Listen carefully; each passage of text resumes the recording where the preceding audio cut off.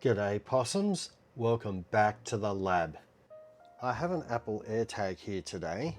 We all know what they're used for, tracking bikes, luggage, etc. But have you ever tried to put one in your wallet? At 8mm thick, they can be a bit bulky. But what if you could get an AirTag thin enough to fit inside your wallet? Imagine if you could get it to half the thickness at 4mm. That would be impressive. Well, today I've managed to get an Apple AirTag down to 3mm thick and the same profile as a credit card. Enough talk, let's get started.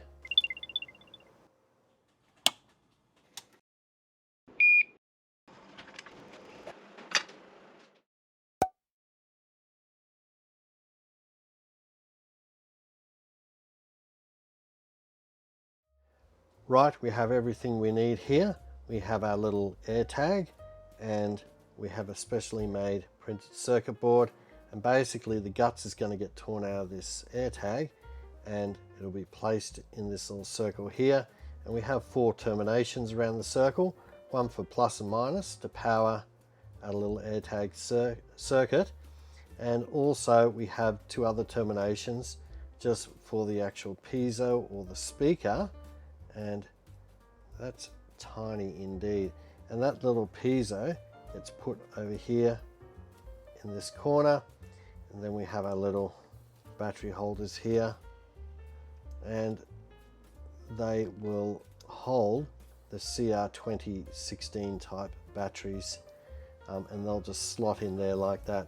So the first thing we need to do is we need to disassemble this, tear it down to access the core, and we'll get started on that right now. Just got our little Apple AirTag here under the microscope. I'm just going to get finger and thumb and open it up. Take this top back cover off, and we're going to flick out the battery and keep the battery out of the hands of kids. Very nasty if you swallow one of those button batteries if you're a child. And what I'm going to carefully do here is just exploit one of the corners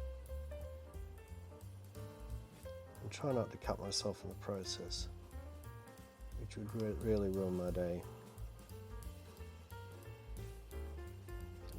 Break it out a little bit. Might be able to get a small screwdriver. There we go. Work our way around.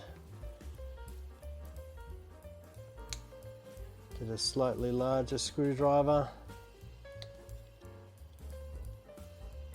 Spin it around just to crack it nice and carefully.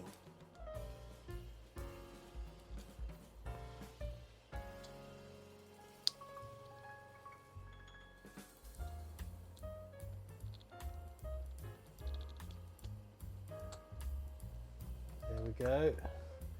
That's exposed our inner core.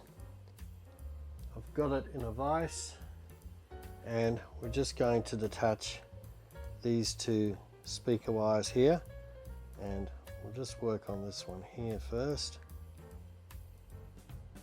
Melt it. Just attach that wire. Just quickly melt this one. We'll knock out the other wire. We've got 2 glue points here and here, locking the wires in. So I'll just heat those glue points up a little bit. Get them nice and warm. 1,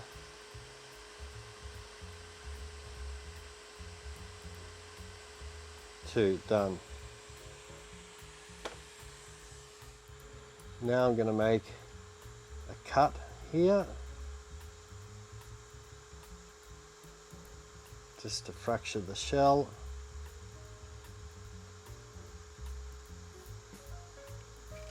And I'm just going to make a cut on the other side to do exactly the same thing.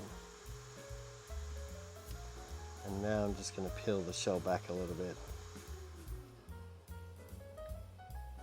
Make another little micro cut there.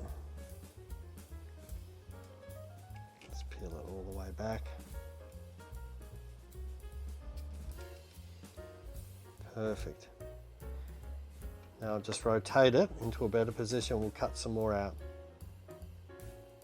Right, another little micro cut here. I'll do the rest with finger and thumb. I'll make another micro cut here.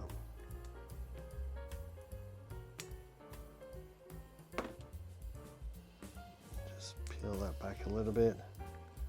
And our core should just pop straight out.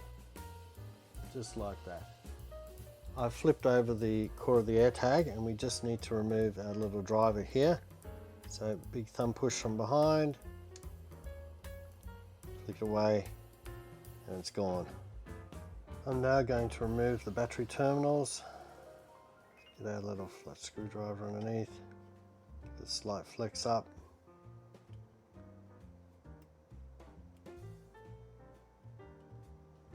There we go, get my iron underneath.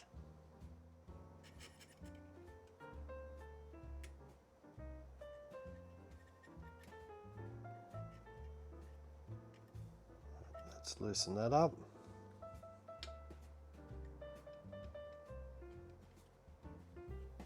I'll just work on the right side. Get Stanley underneath. Give it a bit of a flex. 1. Nice and gently. 2. Our battery connector's gone. Just using a bit of hot air now, just to heat up that glue a little bit. Soften it up and just clean up the edge.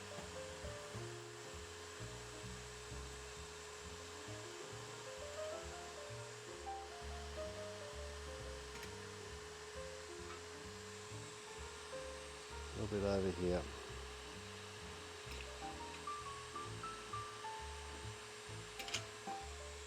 Done. Lovely. If we put the core in the digital vernier calipers, we can see that it comes in around 3.5. So we're going to have to shave 1/2 mil off the actual thickness just to get it down to that 3mm level. I've got a little bit of sandpaper here under the edge of my anti-static mat. What we're going to do is we're going to sand down the plastic rim here, try and not wipe out those chips at the same time. I'm just going to gently turn over like that and just go backwards and forwards, nice and gently, and then check it every minute or two.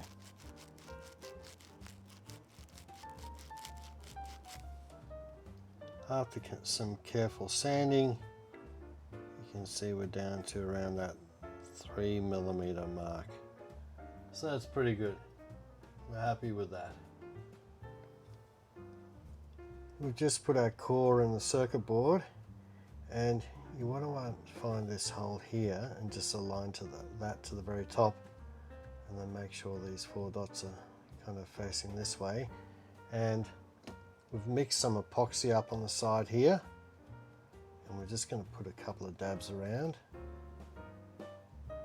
just to get that to lock into place.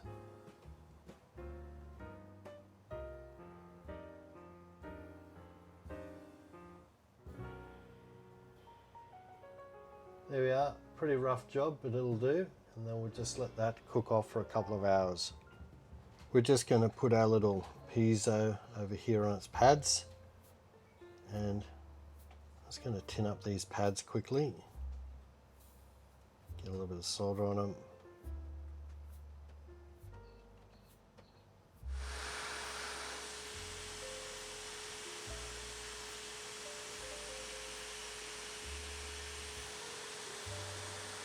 Just superheating at the area here, waiting for that solder to melt.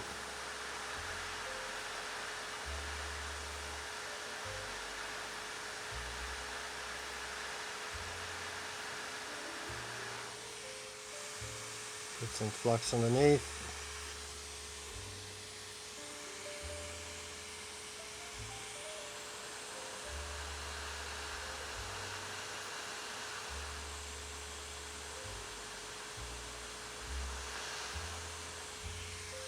That should be done.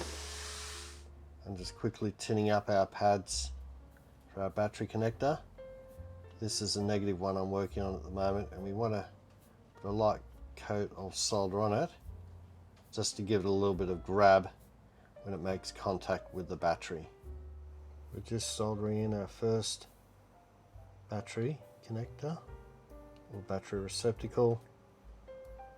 Just done it on one side, just spread it around, doing the other side. This is our second one. Give it a bit of a dab.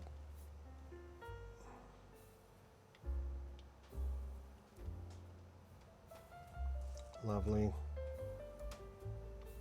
Reheat this one. Excellent.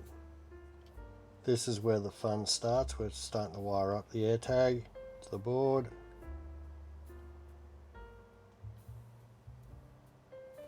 And let's get that solder to flow a little bit. Lovely. We're just soldering our little ground wire on the other side of the board. Done. So that's our first connection done for the negative. Now we move on to the positive. We're just soldering up these two little pads here. These are the positive pads. It uses two of them because it's a split rail type system, which gets shorted when you put the battery in. And we're just going to drop our wire in and short out these two pads for the positive. This can be a bit of a tricky join to do. We've got a bit of thermal mass here. And I'll try not to melt the plastic either.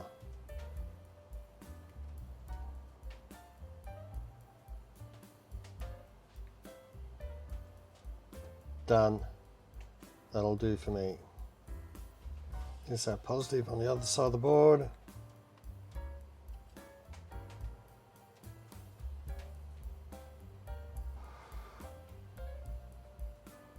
And that's our plus done. So if we have a look at everything done thus far, we have our little AirTag core here, and we've wired up its negative, and we've wired up the positive. Of course, it derives that power from the two little battery receptacles here for the CR2016s. All we have to do now is wire up our piezos from the actual AirTag itself, and that will drive this little mini piezo here, or buzzer or speaker. So we'll push on with that right now. This is our first piezo wire. This is our second piezo. The first one goes to the positive piezo, and the other piezo goes onto our negative here. We've finished all our wiring. We have our plus over here, a negative here to power our core, and then we have our little piezo outputs here which drive this little piezo or buzzer here. We'll pop the batteries in. We're using two CR2016s, and the reason we're using two CR2016s is because they're half the thickness of a CR2032, and that helps us keep the overall size down. So what we'll do is we'll just quickly check our battery voltage. We'll need to bring up a multimeter for that, and I'll just put the negative probe on minus, and just put the positive here, and we can see that we've got 3 volts, which is pretty much spot on. So what we'll do now is we'll just test the sound, and I'm just going to hit the play button now, and we'll just see how much sound it makes.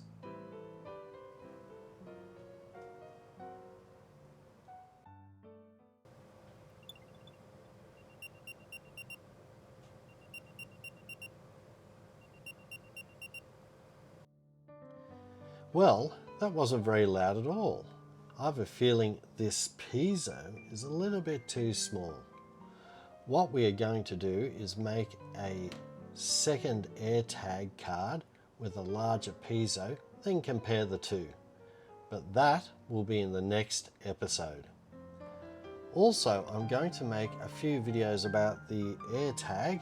Check those video links in the description down below as they get uploaded. If you're interested in seeing other stuff repaired, check out the rest of our channel. Don't forget to share, like, subscribe. Other than that, we will see you next time in the lab.